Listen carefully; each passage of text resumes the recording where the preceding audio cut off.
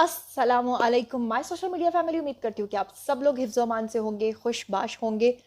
और जनाब अली नियाज़ी साहब के बारे में एक बहुत ही गर्मा गर्म खबर जो आज से 1.5 माह पहले भी मैंने आपके साथ शेयर की थी और आज मैं फिर आपके साथ शेयर करने जा रही हूँ, और वो ये है कि नियाज़ी साहब ने जमाइमा को बहुत ज़्यादा एक्टिव कर लिया है और जमाइमा के थ्रू उन्होंने तमाम जो ममालिक हैं, जो बैरूनी दुनिया है, उन तक ये मैसेज पहुंचाया है कि किसी तरीके से उनको पाकिस्तान से एस्केप का रास्ता दिया जाए, किसी तरीके से पाकिस्तान से उनको निकाल दिया जाए और अब वो मज़ीद पाकिस्तान नहीं रहना चाहते। इससे पहले ये खबर मैंने आपको उस वक्त दी थी जब जमाइमा ने ये बात जो है पूरी दुनिया तक पहले ही पहुंचाना शुरू कर दी थी कि नियाज़ी साहब को असैसिनेट करने का प्लान है।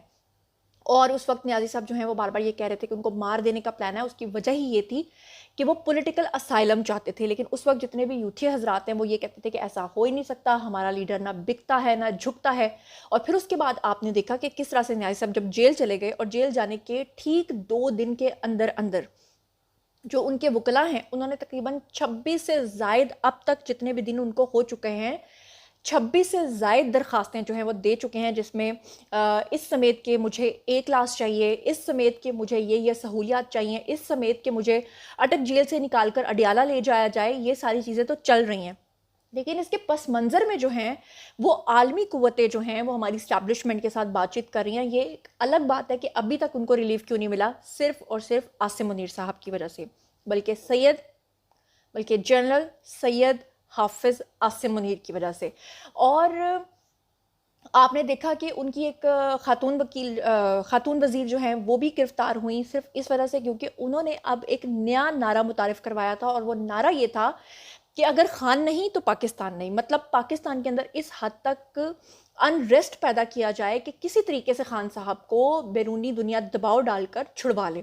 लेकिन आपने देखा कि 14 अगस्त के मौके पे जो आर्मी चीफ हैं उनकी जो स्पीच है उसका एक बड़ा ख़ास पॉइंट था, एक बड़ी ख़ास किस्म की उनकी लाइन थी। उन्होंने बल्कि बाकायदा ऐसे हाथ से इशारा किया था, याद है आपको? नहीं याद? चले मैं आपको याद कराती हूँ। उन्होंने कहा था कि पाकिस्तान है तो हम हैं।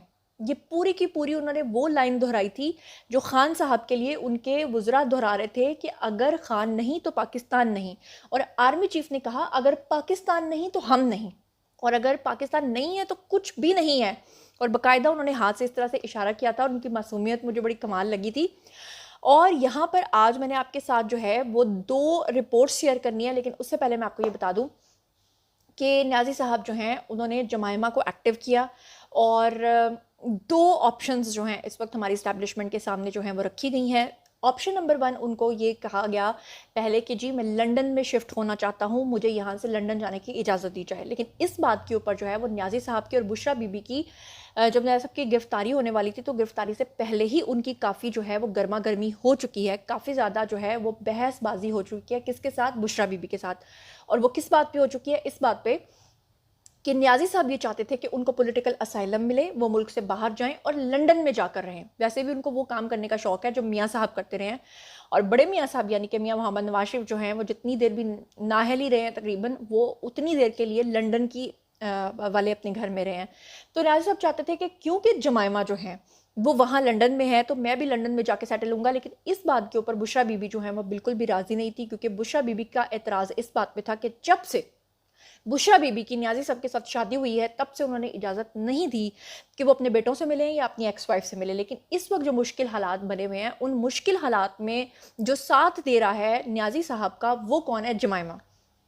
अब नियाज़ी साहब ने जो है वो इस्टेब्लिशमेंट के सामने और जो मुक़्तदर हल्के हैं उनके साथ जो अंदर खाते बातचीत चल रही है उसके अकॉर्डिंगली उन्होंने कहा कि ठीक है, मैं आपकी ये शर्त मानता हूँ कि आप मुझे जो है अगर मुल्क से बाहर जाने देते हैं, अगर आप मुझे एस्केप का रास्ता देते हैं, अगर आप मुझे जो है वो जाने देते हैं, तो मैं लंदन चला जाऊँगा और बदले में मैं आपके साथ ये मुआहदा करके जाऊँगा कि मैं पाकिस्तानी सियासत के ऊपर किसी किस्म की कोई बात नहीं करूँगा।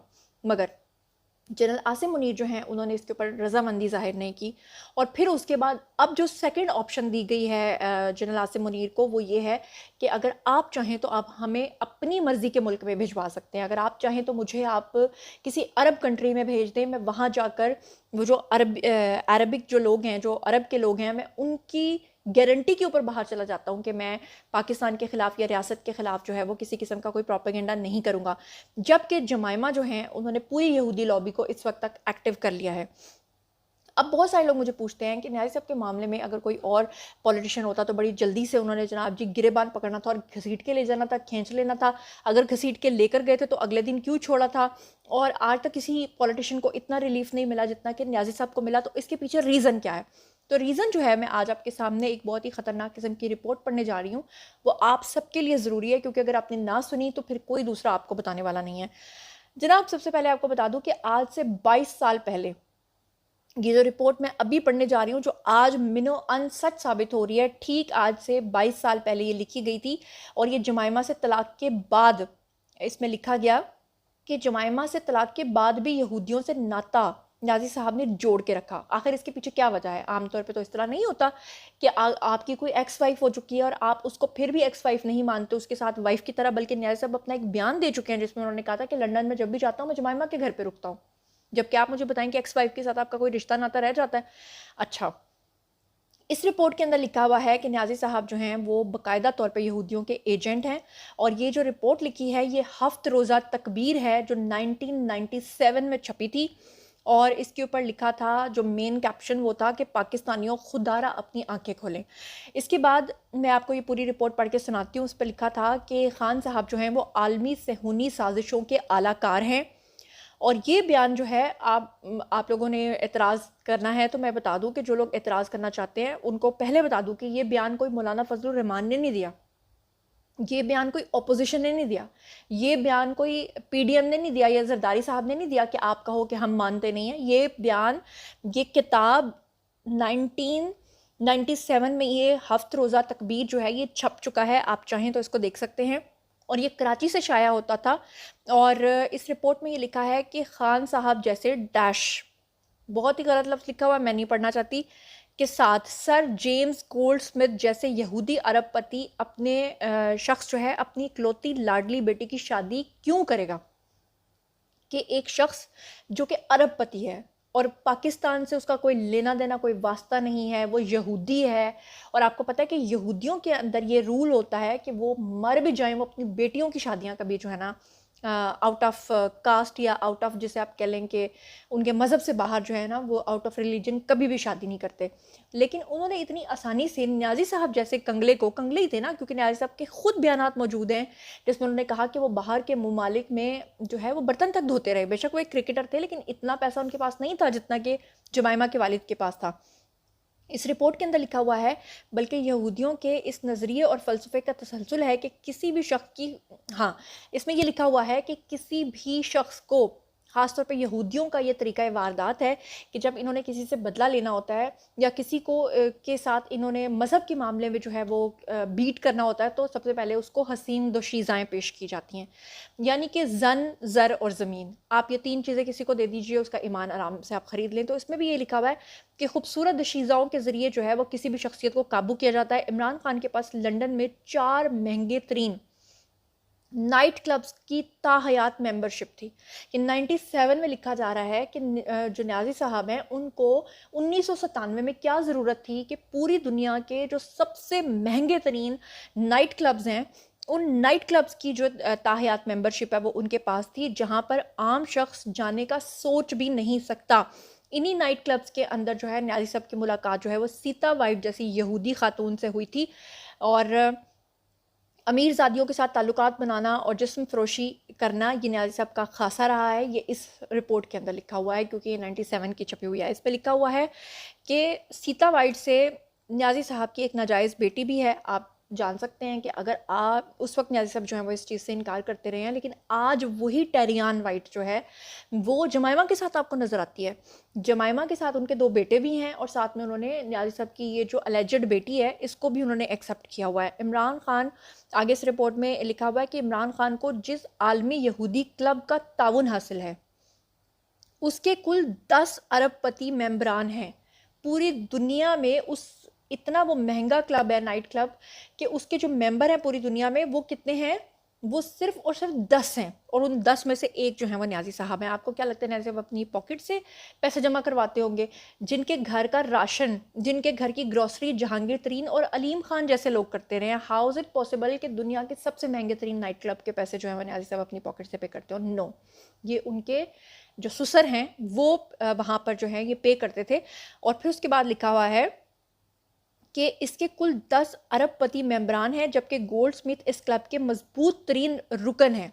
यानी जो न्याज़ी साहब के सुसर हैं वो वहाँ के मजबूत तरीन रुकन हैं, और ये क्लब इतना मौसर है कि इसने यूरोपियन ब्लॉक बनाने में भी अपना अहम किरदार अदा किया था। रास्ता रोकने के लिए उसने कोशिश की थी, यूरोपियन ब्लॉक जो है उसका रास्ता रोकने की इन्होंने कोशिश की, और जिसके लिए उन्होंने 2 अरब बरतानवी पाउंड भी जमा किया। इमरान खान के वर्ल्ड कप जीतने के बाद पाकिस्तानी जज्बाती कौम के सामने एक हीरो के तौर पे आए। यानी यहाँ तक कहा जाता है कि 92 का जो वर्ल्ड कप जीता था वो पहले से फिक्स था, क्योंकि जब आपने किसी को हीरो बना के पेश करना होता है तो आपने उसकी खिदमात भी तो लोगों को बतानी है ना कि इसकी खिदमात क्या है। और न्याज़ी साहब की उम्र के बारे में बताया जाता है कि 92 में इतनी ज़्यादा थी कि वो तो शायद खुद रिटायरमेंट के करीब थे, और उनके ज़िम्मे जो है ये जीत का जश्न डालकर उनको एक मुल्क का हीरो बनाया गया। पहले उनको हीरो नहीं बनाया गया, पहले उनको नाइट क्लब्स का मेंबर बनाया गया, और वो भी वो नाइट क्लब जो दुनिया के सबसे महंगे तरीन नाइट क्लब्स थे। अच्छा, उसके बाद इसके अंदर लिखा हुआ है कि खान साहब को वर्ल्ड कप जितवाया गया, और वो जितवाने के बाद जो पाकिस्तानी जज्बाती कौम है उनके सामने उनको हीरो बना दिया गया, और इसकी वजह से बदनाम ज़माना क्लब की नज़रें इमरान खान पर ठहर गईं। जब इमरान खान ने 1996 में अपनी जमात बनाकर इलेक्शन में वो उतरे और कैंपेन चलाना शुरू की, तो खसूसी तौर पे उनको एक हेलीकॉप्टर गिफ्ट किया गया, यानी दिया गया उनको उस खिदमात के सिलसिले में। और आप इससे पहले ये बयानात सुन चुके हैं जिसमें नायब साहब ने कहा था कि मैं सियासत में अपने ससुर के कहने पर आया।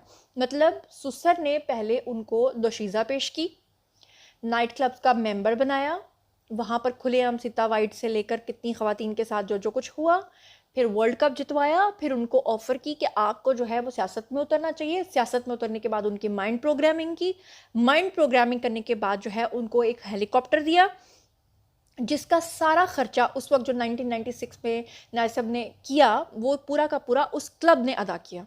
मुझे बताएं कि कोई किसी के लिए इतना काम करता है और क्यों करेगा, और ख़ास तौर पे अगर वो यहूदी हो। फिर उसके बाद सरमायाकारी भी की गई, और ये भी बताते चले कि हफ्त रोज़ा जो तकबीर है उसमें 1996 में साबिक गवर्नर सिंध, उस वक्त के जो गवर्नर सिंध थे हकीम मोहम्मद सईद शहीद, उन्होंने अपनी किताब जिसका नाम जापान कहानी था उसमें इमरान खान को आलमी सेहूनी कुव्वतों का एजेंट करार दिया था। यानी कि हफ्त रोज़ा तकबीर में अलग से लिखा गया था 1997 में, और 1996 में हकीम सईद जो हैं उन्होंने जब ये सारा कुछ लिखा तो उसके बाद पुरइसरार तौर पे उनको शहीद कर दिया गया था, क्योंकि दुनिया के सामने उन्होंने उस किताब के अंदर सारा कच्चा चिट्ठा रख दिया था। अगर कोई शख्स ये कहे कि नहीं जी नहीं, हकीम सईद को कोई शहीद नहीं किया गया था, ये झूठ है, तो फिर उनकी किताब को मार्केट से गायब क्यों किया गया? आज अगर आप कहीं जाकर कहें कि आपको जापान कहानी किताब चाहिए, तो कभी भी आपके सामने किताब जो है वो नहीं रखी जाएगी, बल्कि आपको कह दिया जाएगा कि ये किताब तो अब छपती ही नहीं, ये किताब तो मार्केट के अंदर आती नहीं। लेकिन अभी भी अगर आप गूगल करेंगे तो आपको जापान कहानी के बहुत सारे सफ़े जो हैं वो मिल जाएंगे।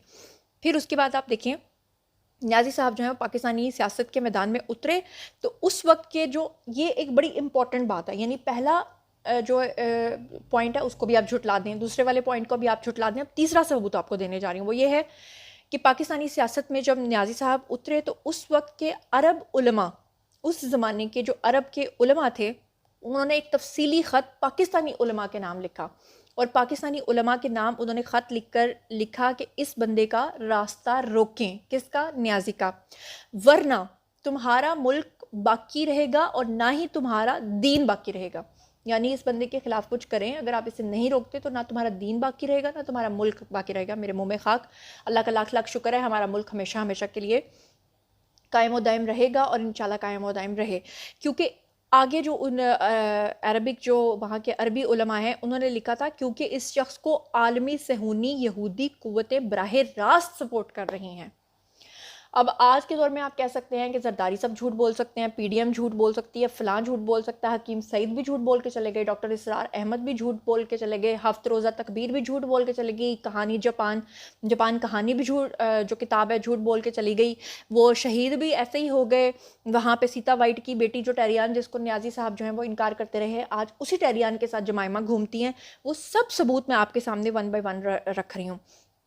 इसके बाद मैं आपको बता दूं कि मिस्र का एक मशहूर अखबार था और उस अखबार का नाम था अलमनार। और मैं आपको बता दूं कि इसमें ये जो मशहूर अखबार है जी अलमनार, जो मिस्र का था, इसमें रिपोर्ट के अंदर बाकायदा तौर पे लिखा था कि नियाज़ी साहब का ताल्लुक जो है वो ला दीनी कुव्वतों और आलमी सेहूनी कुव्वतों के साथ है। तो इससे बढ़कर आपको और कौन सा सबूत चाहिए? और सबसे बढ़कर आप ये देखें कि अब नियाज़ी साहब को छुड़वाने के लिए जहाँ कोई मुल्क नहीं बोला, इसराइल ने उनके हक़ में बयान दिया। आपने देखा नहीं पिछले दिनों अक़वाम मुत्तहिदा के इजलास में, वहाँ पे बाकायदा तौर पे उनकी खातून ने कहा कि 9 मई को ये वाक़यात हुए हैं और हम नियाज़ी साहब को सपोर्ट करते हैं और उनके साथ ये सब कुछ क्यों हो रहा है। इसके बाद भी अगर कोई शख्स नहीं मानता तो फिर वो कभी नहीं मान सकता, क्योंकि जिन लोगों के दिलों पे, जिन लोगों की आँखों के आगे, जिन लोगों के कानों के आगे पर्दे आ जाते हैं, वो पर्दे कभी नहीं हटते और हिदायत हमेशा उसको मिलती है जो हिदायत खुद मांगता है। तो अब ये तमाम सबूत आपके सामने हैं और ख़ास तौर पे वो तमाम बातें जो 1996 और 97 में लिखी थी, क्या आज वो ऐसे नहीं हो रही हैं? क्या नियाज़ी साहब ने सी पैक का मंसूबा अमेरिका के कहने पे पाकिस्तान के मुफाद के अगेंस्ट जाकर बंद नहीं किया? क्या नियाज़ी साहब ने पाकिस्तान के चाइना के साथ ताल्लुकात को कुशीदा नहीं किया? क्या नियाज़ी साहब ने पाकिस्तान के ताल्लुकात को सऊदी अरब के साथ ख़राब नहीं किया? क्या नियाज़ी साहब ने पाकिस्तान के साथ टर्की के ताल्लुकात को ख़त्म नहीं किया? क्या नियाज़ी साहब ने मलेशिया के साथ और जितने भी मुस्लिम ममालिक हैं उनके साथ पाकिस्तान के ताल्लुकात को ख़राब नहीं किया? और फिर उसके बाद क्या पाकिस्तान के अंदर उन्होंने अनरेस्ट पैदा नहीं किया? क्या उन्होंने लोगों को बिल्स फाड़ के हुंडी के ज़रिए पैसे भेजने के मशवरे नहीं दिए? क्या उन्होंने आम लोगों को फ़ौज के ऊपर हमले करने का मशवरा नहीं दिया? क्या उन्होंने स्टेट के ख़िलाफ़ जाने का मशवरा नहीं दिया? क्या उन्होंने हमेशा जो वो कहते रहे कि टैरियान मेरी बेटी नहीं है, आज वही टैरियान सीना तान के जमाइमा के साथ फिरती है? उस वक्त लोग नहीं पूछेंगे कि ये तो आप कहते थे इसके साथ कोई ताल्लुक नहीं, तो ये जमाइमा के साथ क्यों फिर रही है? क्या जमाइमा उन तमाम लोगों के साथ पिक्चर्स नहीं बनवाती जो नियाज़ी साहब के हक़ में और दूसरों को गालियाँ देते हैं? क्या आपको नहीं लगता कि अभी भी यहूदी लॉबी जो है वो नियाज़ी साहब के पीछे है?